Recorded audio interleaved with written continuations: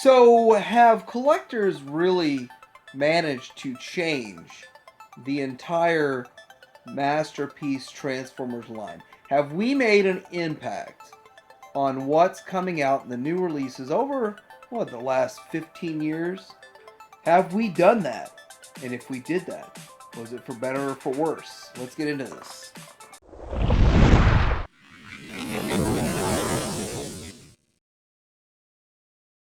So welcome back to Titanium Hanger. This is Mike. I'm here today to talk to you about the collector impact, the fan impact on these companies that give us the things that we want. And I want to say that the first thing I'm going to say is I'm as guilty as everyone else. And if you're one of those people that have made the comments and have provided the feedback that has made some of these changes that may be, well, not the greatest changes, then guess what? I'm in that same boat and that same camp. But we're all going to be living with this coming up. So what exactly are you talking about, Mike? What's up, dude?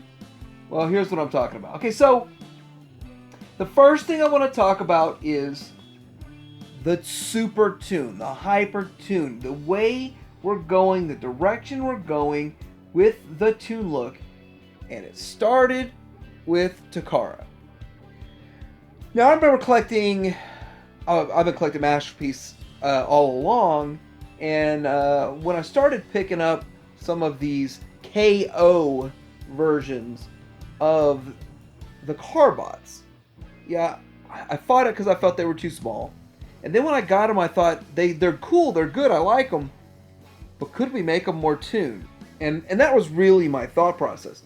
But you know, release after release after release after release, and they have kind of a real world aesthetic with a partial tune, so like 1 foot in each in all of these releases. And I start thinking along the lines of, okay, yeah, I guess that's as close to tune as they're gonna go and as we're gonna get. And I've accepted. I went through acceptance. You know, I like the tune aesthetic, I like the tune look, and here we go. What, another almost 7 years later, they start reissuing the same figures with a super tune aesthetic. That was a Takara thing. So now, what prompted this change? I kind of think what prompted the change is, well, fans. You've got people that complained about a lot of things, such as we got a super hyper tune Lavender Wave Shockwave, and then they come out with this, well, $200 plus version that's painted, in my opinion, more tune accurate and almost to toy accurate. But I like the deeper purple, but I like deeper purple and everything, so that's just a me thing. But did they hear the fans?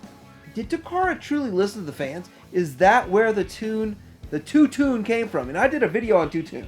How tune is two tune. But did they listen to us? Were we the reason we got plus? And if we are the reason, are we happy with ourselves? That's just a question. I mean, there's so many different opinions on this topic. So many different angles, so many different points, so many different people that think something different. Now, staying in line with the Hypertune, MP44, and yes, I know half the community loves MP44, the other half hates MP44. I have some funny stuff coming up in my news about MP44. But I want to say that that's the closest to the tune we have gotten an Optimus Prime ever.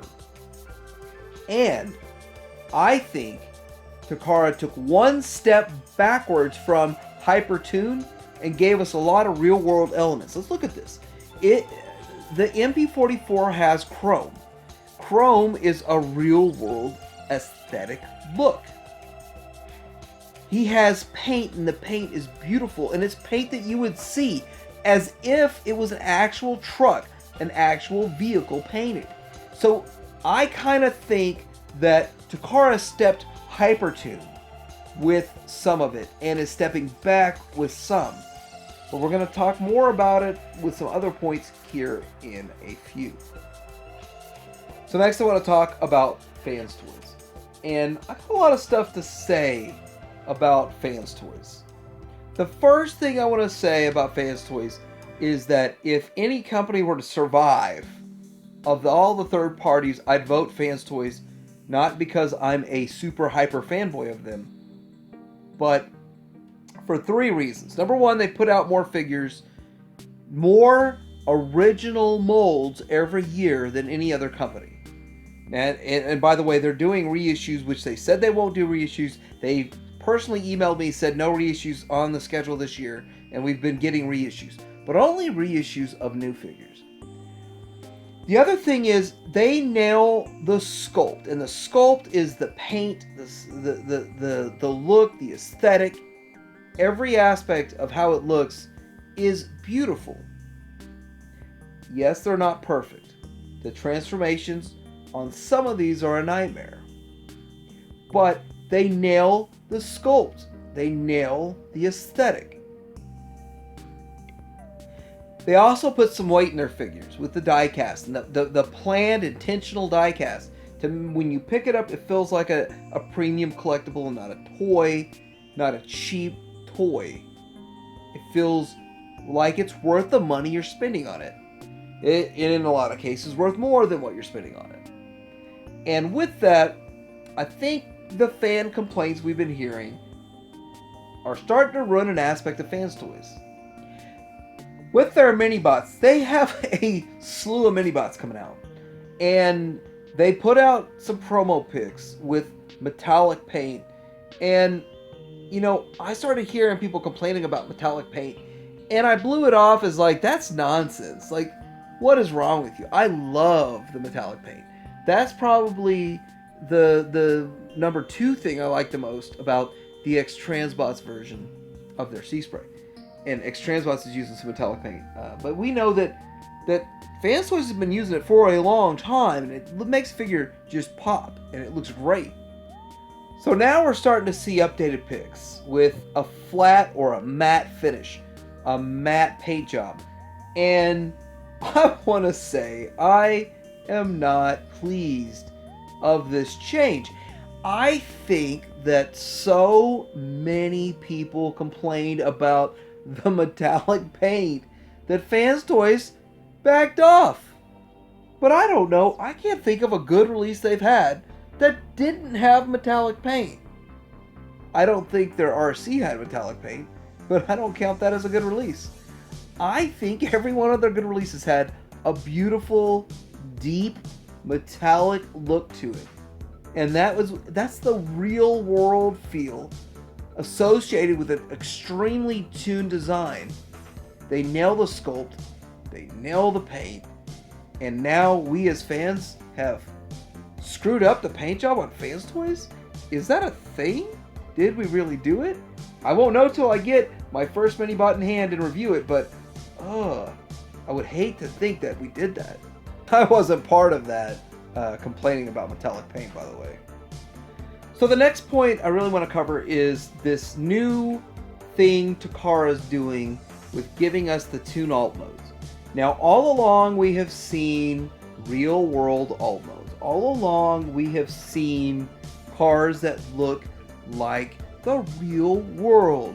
Trucks that look like the real world. Airplanes. And I gotta say that I am a fan of the Toon alt mode. But the problem lies with the fact that you have a ton of already produced masterpiece figures with alt modes that are real world. And so where would this fit in?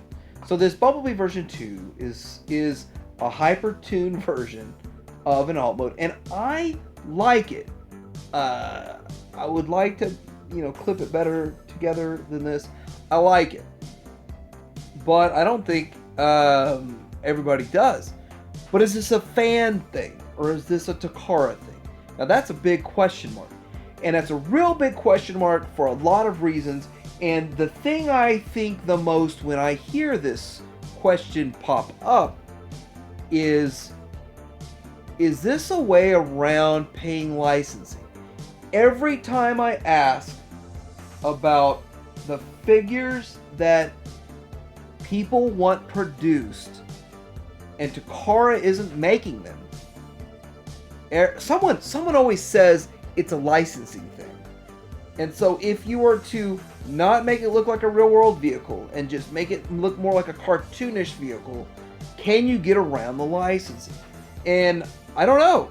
I truly do not know. But is that what Takara is doing? Is Takara going this route, or is this a fan thing?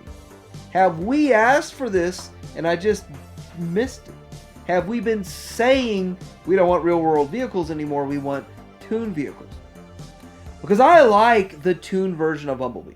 And maybe we'll get a cliff jumper, and maybe we'll get some other stuff. But I like that, and I don't mind if they do tune Masterpiece. But I think I'm in the minority when it comes to this. I think the majority of people want real world vehicles. But if we truly are trying to chase the tune aesthetic, why is that what we're going for?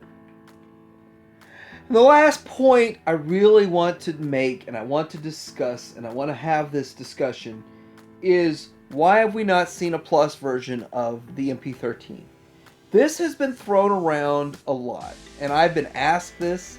It comes up in my comments. Every time I talk about Takara and Tune, where's the plus version of this guy? And I think we saw a reissue as a last reissue for a reason. And I think that Takara and Fans Toys are closely associated. And we know Fans Toys is putting out their acoustic wave. I think that Fans Toys is putting acoustic wave.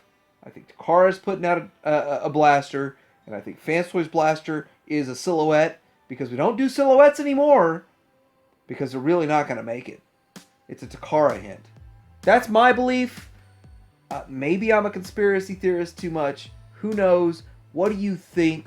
I really want to get some feedback on what you guys think. And do you really think fans can actually change what happens in the manufacturing or the design process or what is getting made today?